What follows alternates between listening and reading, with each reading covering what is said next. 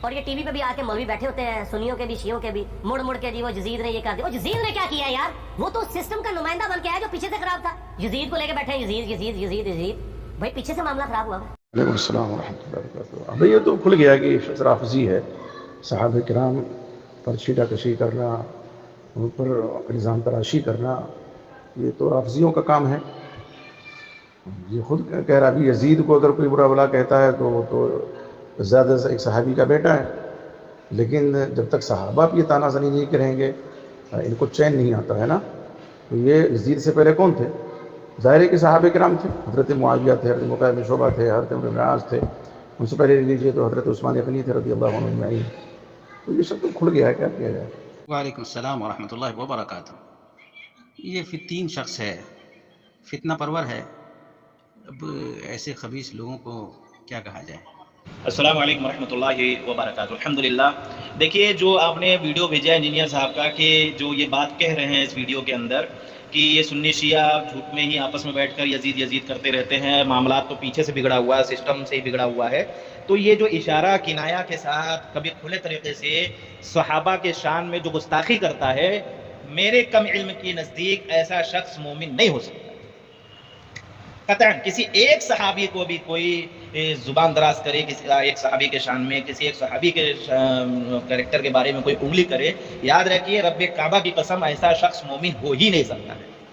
ٹھیک ہے، لا تسبوا اصحابی، میرے صحابہ کو برا بلا مت کہو، ہے نا۔ تم احد پہاڑ کے برابر بھی اگر سونا خرچ کر لو تو صحابہ کے ایک مد کیا، آدھے مد کیا، 1 انچ تک کے برابر نہیں ہو سکتے ہو، پیر کے دھوئیں کے برابر نہیں ہو سکتے ہو۔ یہ صحابہ کرام کی فضیلت ہے، صحابہ کرام کا مقام ہے۔ یہ پدی کی پدی شوربا، ان کی حیثیت نہیں، ان کی اوقات نہیں، جن کی ویلیو نہیں، جو یہ ویلیو اور عزت جو یہودیوں کے لوبی کے اندر، شیعہ اور رافضی سبائی گروہ کے لوبی کے اندر یہ جو کما رہے ہیں نا، ان کی کوئی عزت حیثیت نہیں۔ یہ صرف یہ سوچ رہے کہ ہم یہودیوں کے سامنے میں ہمارا جی حضور حاجی صاحب یہ کہا جا رہا ہے تو اسی میں خوش ہیں، یس سر نو سر سلوٹ کیا جا رہا ہے، ان کی واہواہی کی جا رہی ہے تو اسی میں خوش ہے۔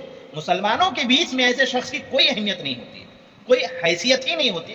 تو اس لیے اس شخص کے بارے میں صرف اتنا ہی ہم کہہ سکتے ہیں، اللہ اس کو ہدایت دے۔ حقیقت میں یزید رحمۃ اللہ علیہ، دیکھیں میں پھر کہوں گا، جب رحمۃ اللہ علیہ بولتا ہوں نا تو ان کے یہ رافضی شیعہ سبائیوں کے پیٹوں میں مروڑ ہونے لگتے ہیں۔ یزید رحمۃ اللہ علیہ مت کہو، کیوں؟ کتے شاہ رحمۃ اللہ علیہ کہہ سکتے ہیں، بلائی شاہ رحمۃ اللہ علیہ کہہ سکتے ہیں، خالہ فلانے شاہ رحمۃ اللہ علیہ ہو سکتے ہیں، لیکن یزید رحمۃ اللہ علیہ نہیں کہہ سکتے۔ کبھی کھل کر بدبخت سامنے نہیں آتے، ہمیشہ پیچھے سے وار کرنا، ہمیشہ کیا کہتے ہیں کہ اشارہ کنایہ کے ذریعے سے باتیں کرنا ان کی یہ عادت میں شمار ہے۔ یزید رحمۃ اللہ علیہ جو تھے، اب ان کو یہ کہا جائے کہ سسٹم یعنی پیچھے سے کیا مراد ہے؟ بھائی صحابہ کرام کے شان میں گستاخی کم بخت کر رہا ہے۔